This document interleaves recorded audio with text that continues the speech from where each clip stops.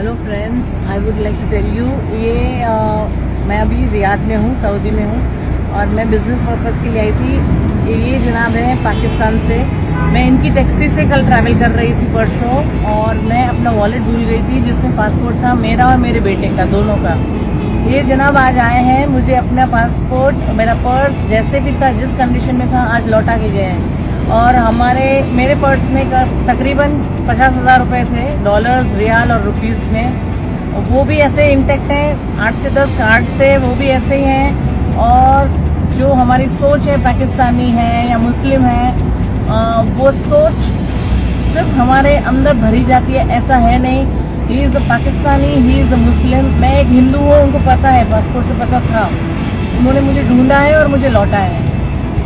And I am proud कि I am so happy, और मुझे इनसे मिलके इतना अच्छा लगा है और मैं बता नहीं सकती, मेरे पास लफ्ज़ नहीं है इनको शुक्रिया अदा करने के।